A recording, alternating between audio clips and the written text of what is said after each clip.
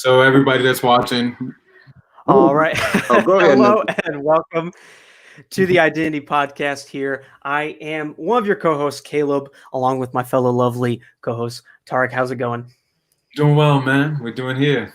We're here. We're in the motion. We're always great. Are you vibing?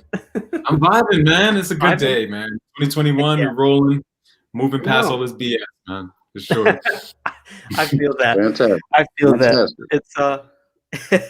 It's been a good day, just kind of taking it easy and just getting ready for tonight's show. But I'm excited. Once again, you're listening to the Identity Podcast, brought to you by Find Your ID NYC. As always, go ahead and like us on Facebook right here, Find Your ID NYC. Check us out on Instagram by the same name, and check out our YouTube page at the X Shows. You can actually listen to the Identity Podcast on Apple, Google Podcasts, Spotify, or whatever podcast app out there. I promise you, we are out there. Really great stuff. Don't forget to follow us on TikTok, YouTube, and Twitter, all at the Identity Podcast. And if you want to sponsor us, go ahead and email us at press@findyouridnyc.com. But enough of me talking. Let's go ahead and get into this exciting show. An artist perspective, as I kind of coined it myself, featuring Carlos Thompson. It's great to have you. Thanks so much for coming on. And I'm excited to talk about martial arts and hip hop and just everything. Oh man, fantastic! My favorite stuff to talk about. How you doing today, Carlos? Good. Hip hop, martial arts, and everything. Yeah, man. So he's hailing from Detroit, of course. We finally got some Midwest in the building, so Caleb is very excited, of course. I feel at home. It's great to not be so lonely. Likewise. Yes, man. So yeah, we're just going to dive alone, but not alone. It's a great thing. Exactly. So yeah, we can start wherever. Where did it begin for you, Carlos? Where did this whole walk for you begin? I mean, music has been in our family for a long time, and Uncle Carlos can tell us about that for we can go into detail about my grandfather and all that stuff. But just specifically the journey that my uncle has been on has been very interesting. So I'm so happy to have him on today. Yeah, he said earlier that everything kind of moves in together. So it's going to be music, it's going to be a little martial arts, and it's going to be a lot of African spirituality. So we're going to see how that all goes. ASHE. You want to talk a little bit about ASHE and like what that means? Well, words, the power of the word. Well, ASHE is the way I was introduced to ASHE, the word and the term is through actually I was training in martial arts, and I have been training in traditional Japanese martial arts, Budo, as well as some of the family traditions of boxing and wrestling and gymnastics and all that sort of thing, because my uncles were quite involved in that sort of thing. Right. Also, my granddad on both sides of my family were involved in boxing. So as I got to a point to test for my first dan in Shotokan, Chikara Kan Dojo, it had formerly been with JKA, Japanese Karate Association. Okay, this stuff may not make sense to a lot of people, but this is this is my cognitive load. So bear with me. So during the time, I was also at the same time that I was being introduced to warrior traditions and martial arts, I was also simultaneously being introduced to music. My uncle he sang in groups, 5-part harmony and vocal lessons and band camp and that sort of thing. So I had that exposure while with my mother. So with the Moreland side of my family, and I was in the house of Moreland, so to speak, being immersed in music, art, painting, musicianship, song structure, and arranging, and live rehearsals I would attend as a child. And again, at the same time, I had an uncle saying, "Okay, shoot the jab, show me a jab," you know. So I had started boxing. I saw karate. What it was, Channel 20. What, Saturday Night Kung Fu. That's where it started for me, man. That's where it started for me. And it, you know, full circle right there.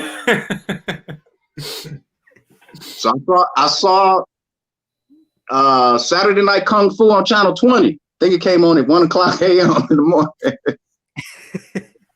Or 12, because I think 12, because you know, TV went off at a certain time. So it might have been, well, that, you know, that was late for me, man, you know. But so I used to watch the Kung Fu movies, and I recall seeing them, and these, you know, these mad Kung Fu masters, and going to the tea house and reciting these wise words and teaching their students. I said, you know what? And they could whoop, you know, they could whoop some tail too. They had no problem defending themselves. So I said, you know what? I want to be like that when I grow up, you know. So that was the beginning. So it was between family introducing me to pugilism, so to speak, in the form of boxing. And then also around the time that I saw the first Kung Fu movie, I was fortunate enough to be exposed or have access to traditional Yoshinkan Aikido, as I think I was about 7. So that was, you know, both formally and informally.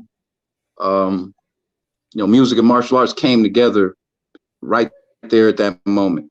You know, I was like 7. I was being immersed in both of them. So that's how it started. That's beautiful. That's such a wonderful story, and so early at that. You know, I think a lot of people, yeah, you're right. A lot of people would probably just like, he really was trained as a monk. You know, they say train him early, you know. But it's beautiful to have that balance. Yeah, well, the old guild system, so to speak. the family, you know, closed door systems and guild systems, so to speak. Mm-hmm. You know. So I think it's also awesome that Caleb was able to mention an artist perspective, because you take art to a whole nother level, you know, especially by introducing the idea of martial arts and a bunch of other stuff like that.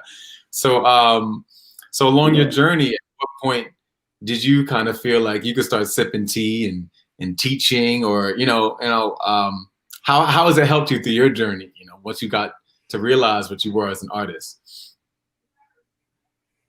Well, I had no idea what I was. Once I began my journey, in the beginning, the informal aspect of being taught by family, kind of in the family system, so to speak, and then going to my first Aikido class, I just walked in. I had no idea what I was doing, so it was there was never a conscious thought of what path I was taking, other than one day, you know, like I say, I saw the Kung Fu movie. I said, I want to be like that. So it was never a point in time. It was never a point in time where I said, okay, I know this is no.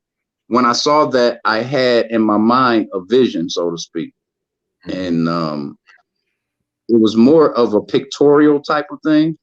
Interesting enough, of almost like a projected thought or idea of envisioning, you know, myself doing it. And with that, it was, yeah, I mean, with that, I was always immersed.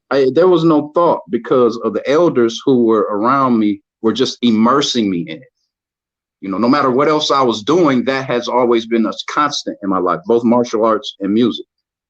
Wow.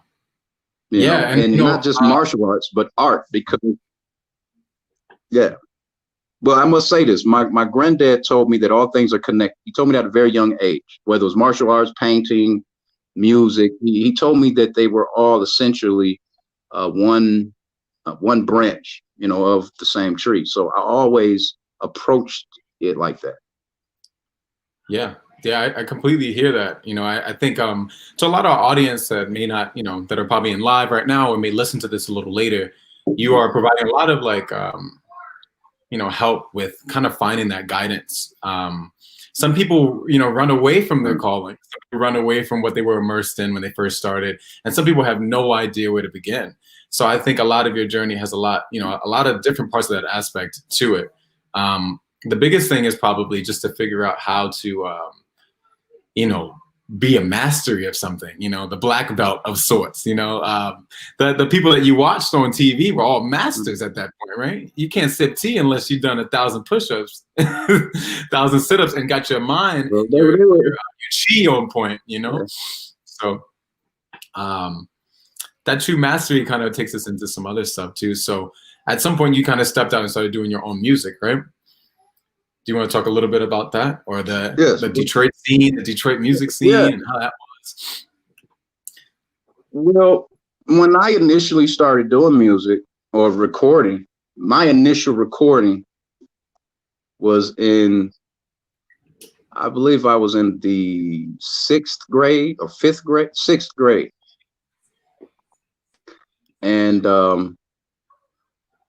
I was playing basketball in the neighborhood and things, and actually in some hip hop circles it's infamous, Joy Road. I was on Joy Road, and there was a family member introduced me to a producer, and I recorded a demo called I think he had written the song, and it was called Coolin' Out With Me, and it was an R&B song, because this was before I started in hip hop. Actually, at that point, hip hop, as far as I was aware, wasn't accessible to me. You know, I hadn't met anybody locally or anything like that. So it wasn't until I saw my first battle. I know I was in the 5th grade. Yeah, I was in the 5th grade. I saw my first battle, and walking home from school, I make it home. I'm looking out the window, and this guy walking down the street, and all these people running behind him, and they're like, "Oh, they about to, it's going down," you know. So we go to the park. So we make our way to the park, and I'm not knowing what's going on. I'm thinking they're gonna fight or something. You know, I'm a kid. You know, the park where we all on the swings, and we go, we play, and you know, they had people would teach you arts and crafts. We would make little popsicle stick cabins and things during the summertime.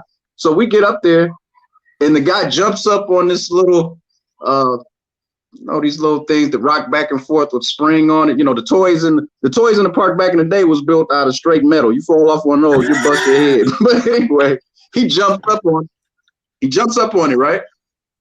And he jumps up on it, and they surround him, and he just starts spitting bars. And I had never seen anything like that. Like, so my first exposure to MCing, so to speak, was right there. This guy jumps up at the park, starts spitting, and if I recall, whoever was supposed to rhyme after him, I don't even think that cat showed up, because you know, these people just were, or he didn't spit. You know, I'm not going up there. I found out later. Hey man, you know, we're talking about Run DMC era. That's what I'm saying. But it was in the D, but it was during that.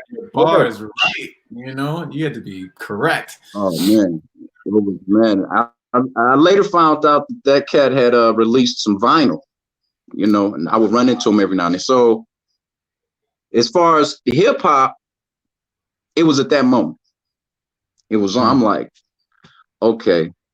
You know, everybody already thought they were Bruce Lee and everything. In the same neighborhood, people with, you know, made nunchucks. We call them noonchucks. Nunchucks and you know, sparring things. It was like hip hop in the music. It was like the same sort of thing you hear about in New York was kind of happening on my block, you know. So but it wasn't dancing. It was martial art. It was more martial art. The b-boying. It was one cat who I saw b-boying with some cardboard lived next door to me.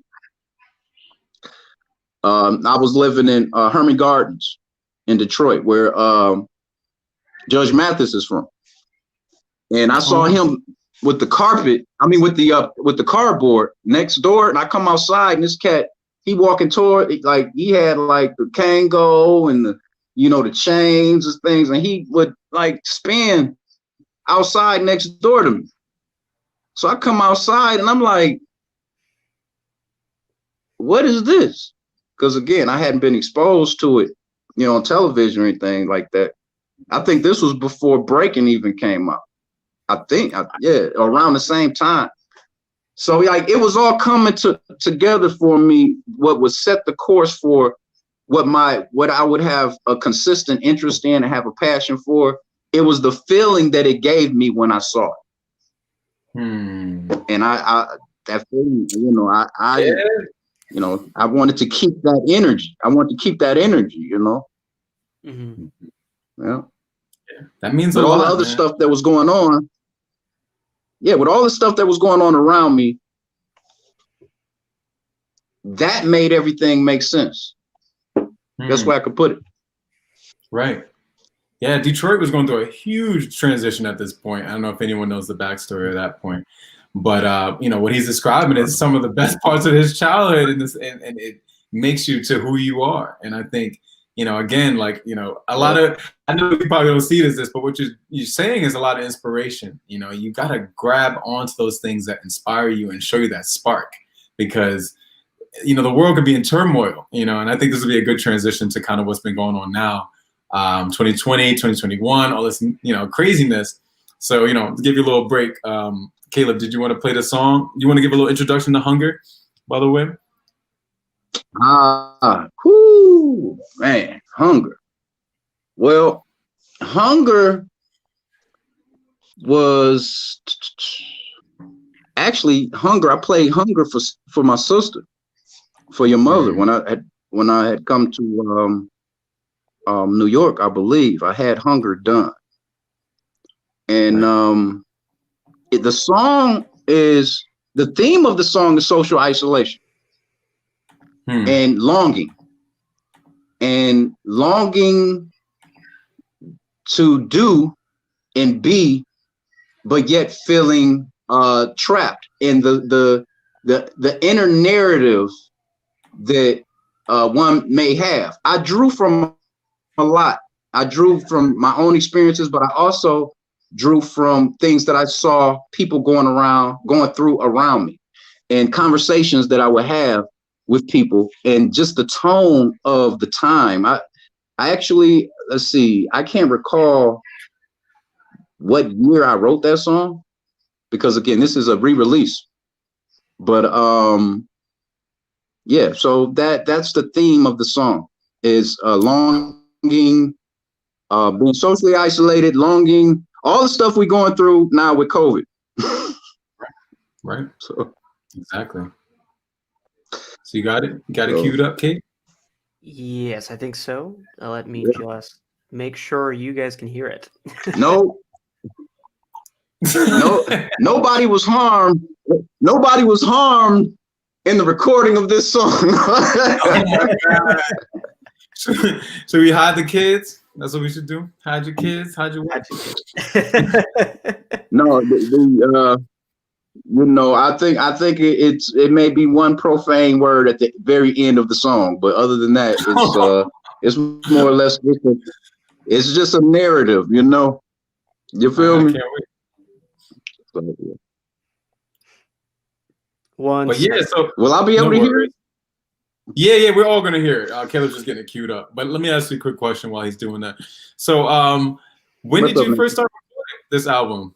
You said, because I remember when you came, because, you know, obviously he passed on that training with me as well. That same, you know, he kind of had all of these elders all in his own being at that point. A 20-year-old martial artist coming to, you know, train me, and I was I was in awe about how much music there was, as well as how much he could get my core on point, guy. But it was much more of a mental thing and a spiritual thing that he had provided. So, you know, this is definitely a great teacher to me that I'm able to share with you guys for sure. But yeah, you recorded some of it in Detroit, and then you kind of did some in New York, and then you came back, or is that what happened? Or well, yes. Well, when I was in New York, there's a spoken word piece on the resume called Blacktop Rivers. So I had Hunger done, and when I returned to Detroit, I recorded Blacktop Rivers. Okay. And I think it was at that point that I kind of switched gears, because I mean, I was inspired. Visiting New York, I had become inspired to record an entire album. At that point, I had linked up with DJ Cage. We had just happened to run into one another at one of the movie theaters that people frequented in, I believe it was in Southfield, Michigan. And we hadn't seen one another in years. And this was a DJ who we recorded when we met in high school. So I had been recording with P19 was a group here in Detroit, or is a group here in Detroit. They were Jerry Flynn, excellent engineer. He had some credits with like gospel and things like that. Helped to kind of, he helped with the drums. His drums were kicking. That's another story. But a heck of an engineer also. But anyway, so when I come back to Detroit, nephew, that's when I wanted to start doing the album, because when I was there, I had so much love. I got so much love from the block in the Bronx. They were like, hey, man, I remember it was like I say, I don't know who was who, so I won't say a bunch of people's names, okay, because there was a lot of cats, you know what I'm saying? And they would hear they would hear the music from, they would hear the music outside while we were upstairs, nephew. And, you know, with the old school karaoke machine, you know, and I had the instrumentals on cassette tape, so I would put them in and just work. Yeah. And it was then that I knew, talking to sis, and she would, you know, was talking about gospel music and things, and I could see the artist in you, and I was like, you know what? Okay, you know, I was asked if I had anything to play on the radio by a couple people and things like that. I'm like, okay, I have to go return to Detroit and find what my sound is and the music that I'd like to present, because up until that point, I had been working at Def Sound Studio and with a couple other swing guy named Lamar. But I would just go in the lab for fun. You know, I hadn't considered doing my own project yet. And it was there that I decided when I was in the Bronx, I said, okay, when I get back to Detroit, it's on. Just happened to link back up with DJ Cage at the movies, and it was on and popping. Wow. So guys, this is Hunger. This is right before he had kind of went back to Detroit. So let's get a good listen to this. Hold on a second.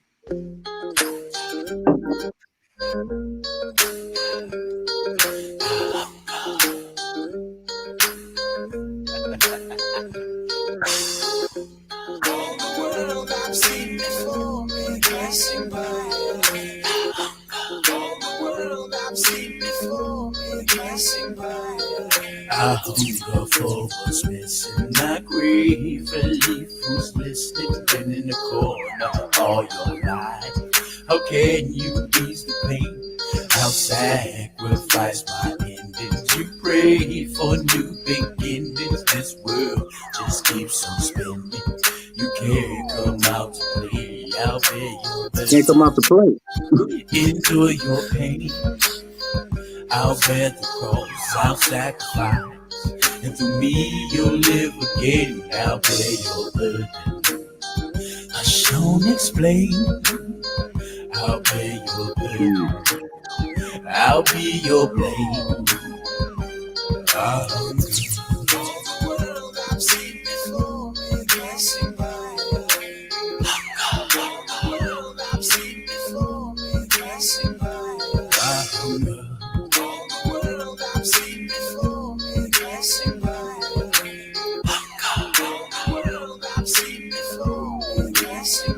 I see you crying, though everyone hurts you. Collective harmonizing screams of agony.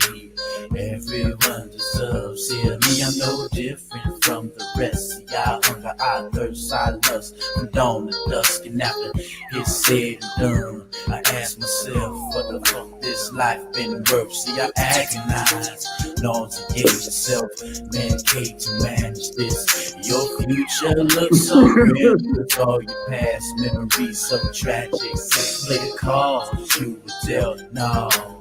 Smash mouth the game with an AKB, judged on the front page. Like these fuckers in their life never felt the same rage. You hunger.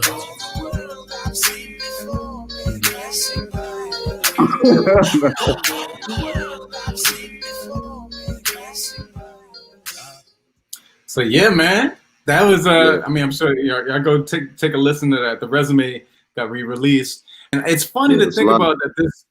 This came out way long ago, and now he's re-releasing, remastered, and how relevant it all is, So and this was like beginning single, Los Foley, right? You was just like, I could start an album, maybe not. Yeah, I would. This, as far as the beginning, it was my freshman project. Exactly. So exactly, I was like, musically, I started the music that I had been immersed in. I was writing songs in elementary school, entire songs as far as lyrics.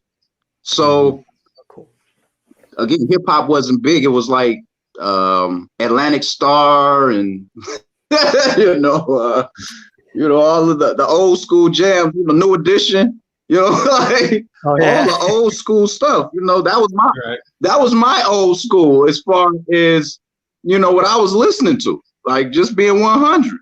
Now, right, I got you. I have been exposed to the rhythm and blues and Motown and things, but that young sound. When I was young, when I saw Atlantic Star, I think they had a show on television, and they had like a show they be singing and stuff. We talking about back in the day, and that's what we here for, man. So we learned it. By the we time learned it.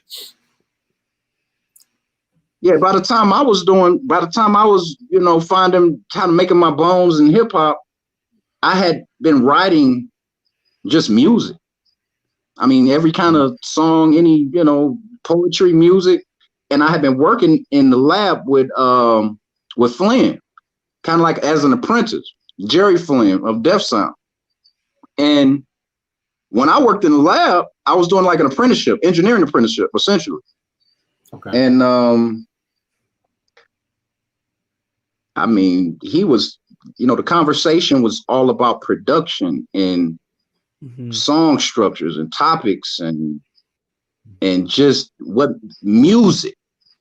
And music that would stand. He used to say he made records. He never said, he said, look, here we make records. Okay. All of this, he had his own, commentary to that effect. But so when I started, that's the environment recording that I had come out of. So it was a matter of saying, okay, I want to make a project that's going to be fair in all of the things I've been exposed to, and that's why it was called The Resume. Quite a resume. Every kind of genre and all that. Sponsored by Pop-Tarts. You see that right there. Yeah, I love that. I think that's such a healthy way to kind of look at it. A lot of people don't look at their freshman project as this resume of sorts.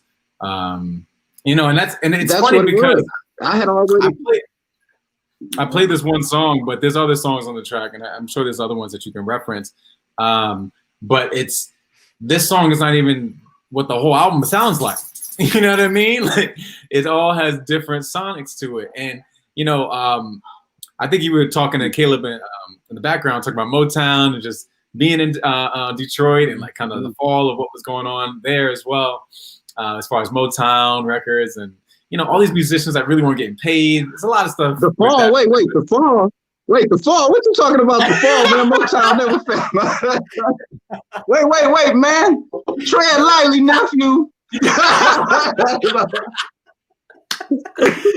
I'm sorry. The rise and fall of Motown records, both sides. No.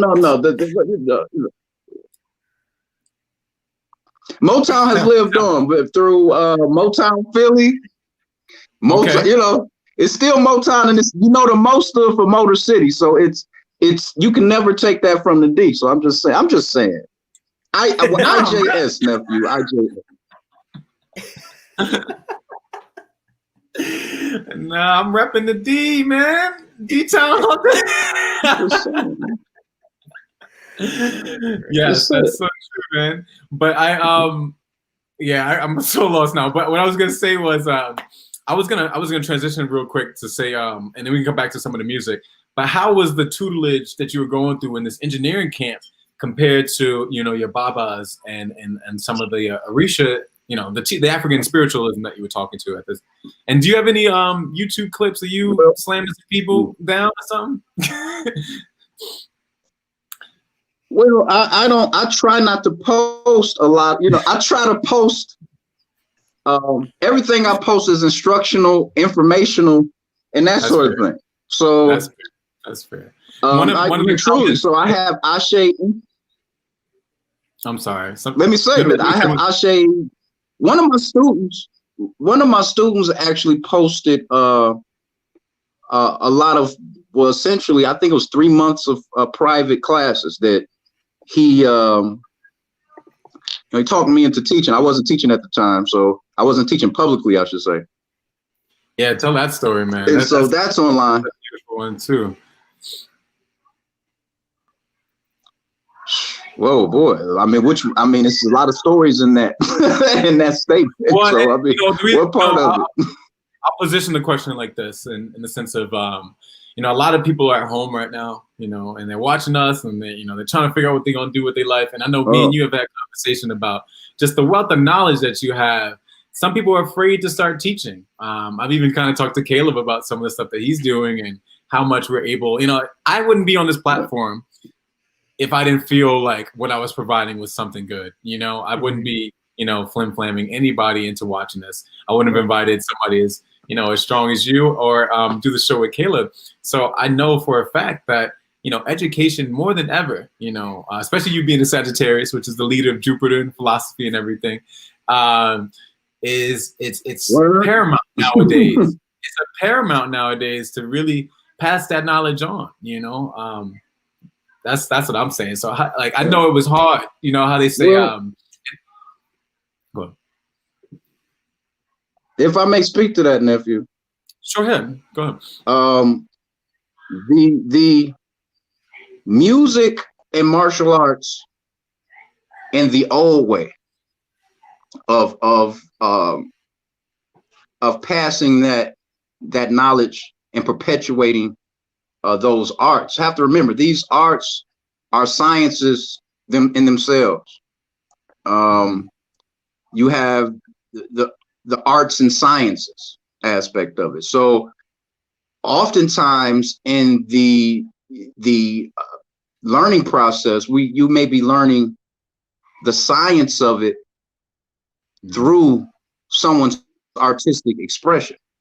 Okay. Because the artistic expression of it in the form of an individual's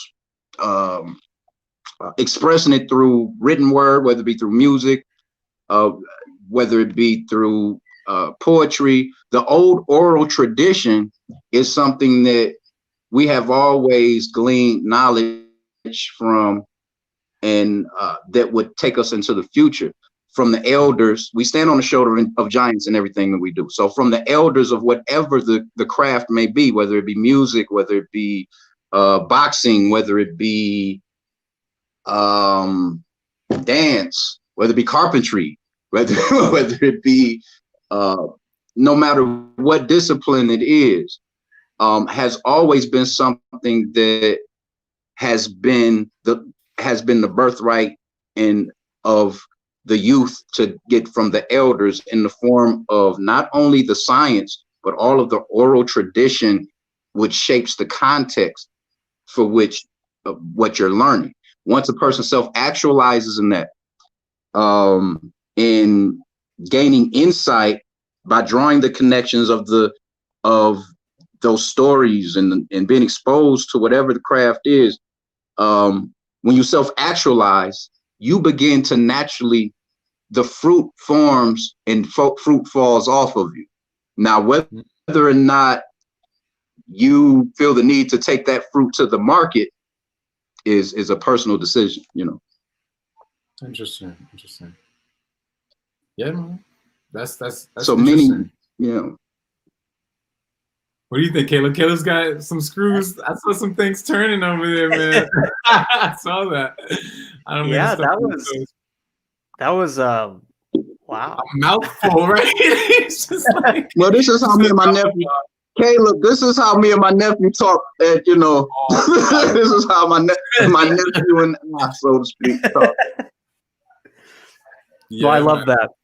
I love that. And I think having these types of conversations are not only beneficial to the human race, but are definitely beneficial and influential even to identity and everything that you are discussing and as you discovered over time that you've told us just on this show so far is this lead up to finding out what your passion is, what your perspective is. And that's kind of why I wanted to label the show as an artist perspective. You are an artist, but not an artist that's limited into one field. And you are an artist in several fields, in several different openings. You have been able to eke your way into hip hop, in music. You've been able to find your path in the martial arts, and you've been able to just do all kinds of different things. And I think one art form that we forget is words.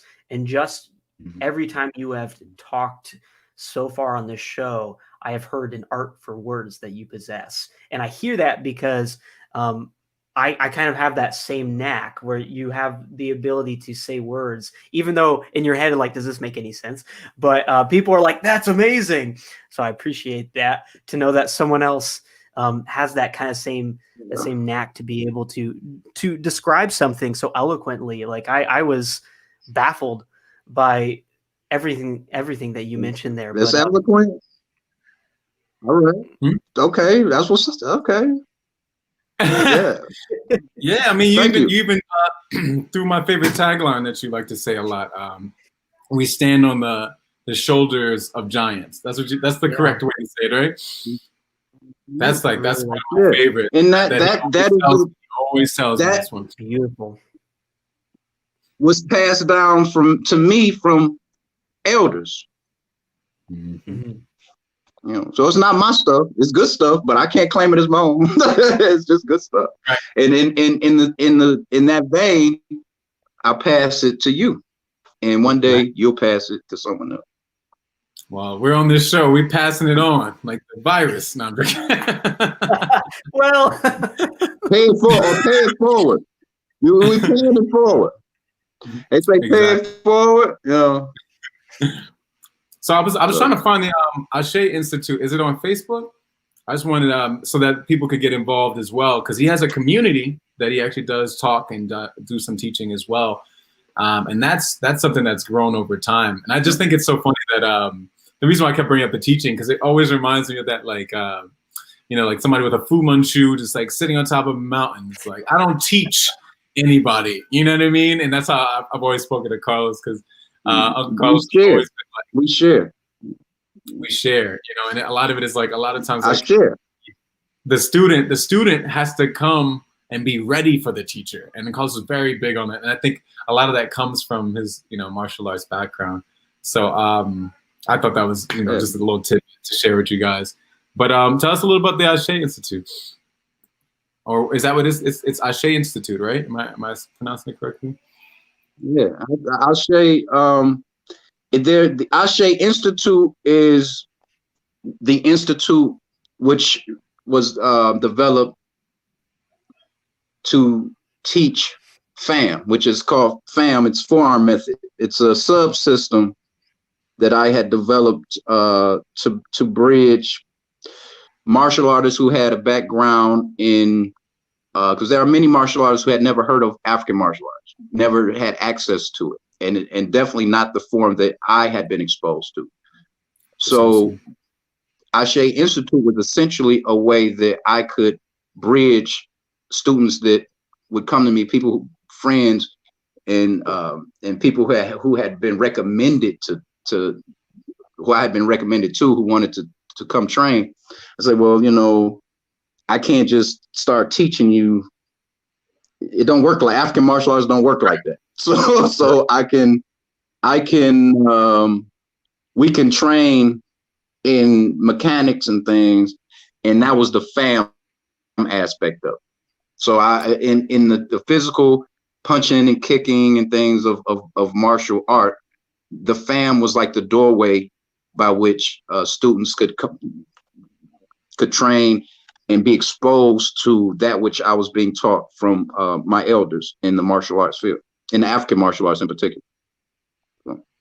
So, and that's many, you know, so ASHE Institute is that, and then ASHE Fam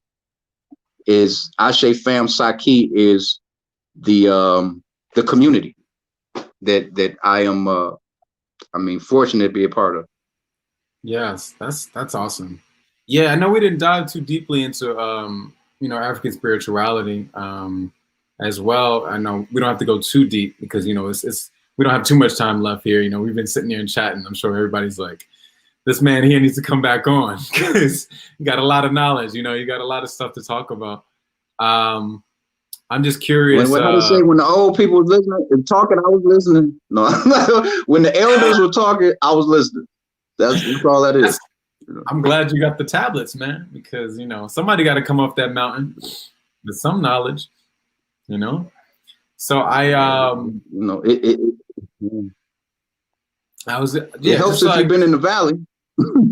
That's true. That's true. I forget, nephew. We on the show, yeah.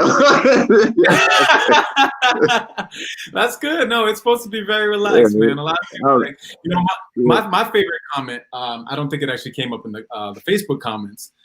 We have an avid subscriber, Dreamcast McFly. Shout out to him. He said in the IG Live, he's like, he said, I like this dude, but what is he, a part of some secret fight club that he can't talk about? And it just had me laughing. So that's why I asked let me interject. Let me interject, nephew. Let me interject. In the martial arts, first of all, the martial arts as we know them on television and Hollywood and kung fu movies and those sort of things, many of them tell stories. The old movies tell stories of actual warrior societies and family styles that were only taught to, maybe the dad taught it to the daughter, you know, if he did not have a male heir. So you have systems that were perpetuated by women in the family. You have systems that were perpetuated by one family and only that whole family. There was a time, for instance, some of the systems that you hear about now, they just would not have been available to the public because they weren't considered an art form. They weren't considered an art form until in various places in the world, but they weren't considered an art form until many places started to went to occupy places, outlaw the use of, you know, implements for them to defend themselves and all that, and didn't want folks plotting on like the Boxer Rebellion of the Chinese Kung Fu. You know, watch Bruce Lee, the Boxer Rebellion. So many of those traditions still exist. So I just like to respect the old way of how to, in the old sensibilities, because I train with people who or grandmasters now, and some of whom we've lost and who've transitioned, and now they're in the realm of ancestors in the Duat. So I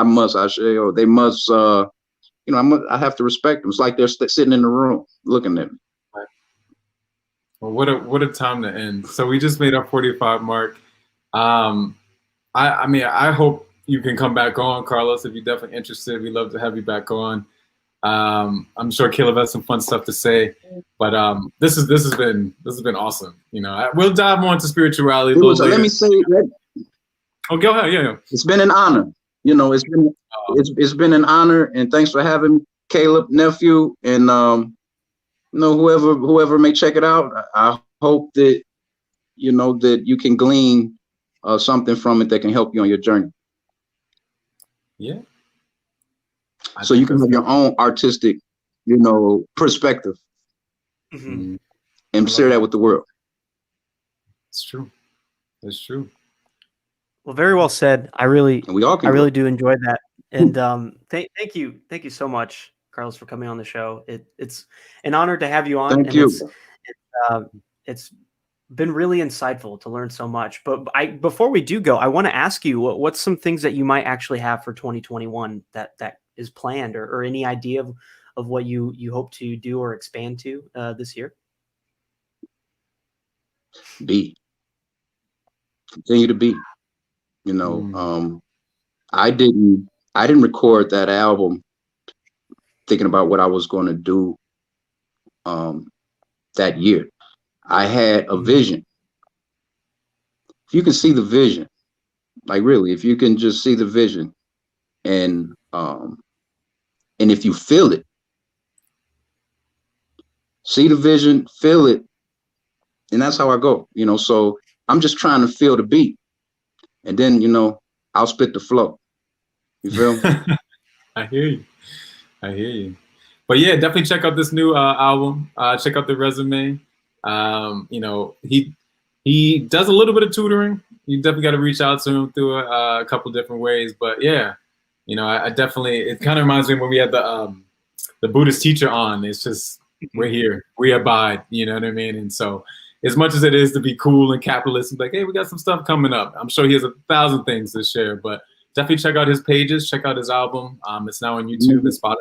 Thanks to the ancestors. You know, I'd like to thank my ancestors and thank my elders and all those who have, you know, sojourned with me, because we all sojourners, so to speak, in this journey. All those, you know, the guy that I walked past by the street who might have shared that word with me.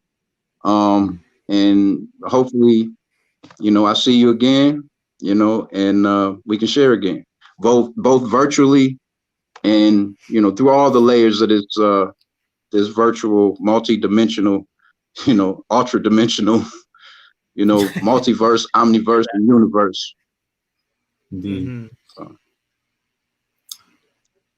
Well, yeah, I'm be quiet. Go ahead. I think we are good to wrap up here. But yeah, once again, it's been an absolute honor. It's great to virtually meet you.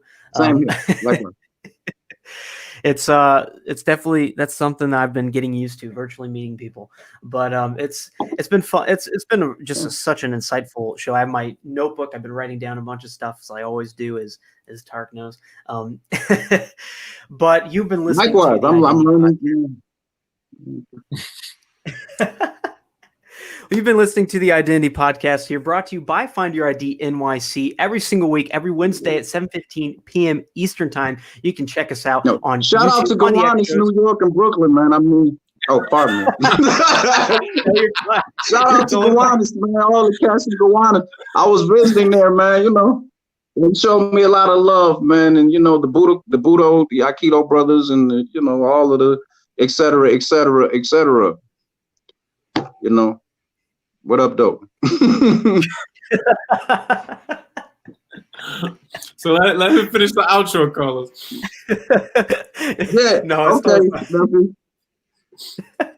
No, it's totally fine. But yeah, don't forget to like us on Facebook at Find Your ID NYC. Go ahead and check out our Instagram by the same name. And as we are live here on Facebook, you can also find us live on YouTube at the X Shows. Don't forget, as always, check out the Identity Podcast on Apple, Spotify, Pandora, any podcast app out there. I promise you, we are on there. And don't forget to follow us, the Identity Podcast, exclusively on TikTok, YouTube, and Twitter. We are really trying to expand to even Twitch and Bandcamp. So stay tuned for that exciting stuff in 2021 coming up soon. It's exciting stuff. And if you want to sponsor us, well, we would love to have that and to be able to talk to you. So please email us at press@findyouridnyc.com, and we'll have someone ready to talk to you about possibly sponsoring the Identity Podcast. As always, check us out every week now on Brick Media. Every Tuesday, you can find a new episode uploaded onto their radio network, which is pretty great. And that radio network is actually on SoundCloud, which you can constantly listen to each episode once it premieres every Tuesday, which is amazing thing. It's been a great episode tonight. It's been a lot of fun. And next week, pretty exciting stuff. Who's ready? I'm ready. Let's get it. I'm ready. We have our hold on. Give me a call. I'll know. Give me a call next week. I'll know what's going on. I'm gonna check it out. I'm gonna check out the show. You send me the link. I'll check it out. Send me the link, man. Definitely. It's going to be our On Religion finale. First part. It's 2 parts on January 20th and January 27th. We have our 2-part On Religion finale going to be exciting stuff. I actually have the list here right next to me of all the people being featured on the On Religion finale. Great stuff. Unfortunately, there are some people that will not be able to make it, but I promise you it's going to be jam-packed, full of stars and action and just so much fun and laughs, as always. And just a lot of being able to learn from each other. It's going to be a great immersive way to learn about religion and to the fullest, to the highest.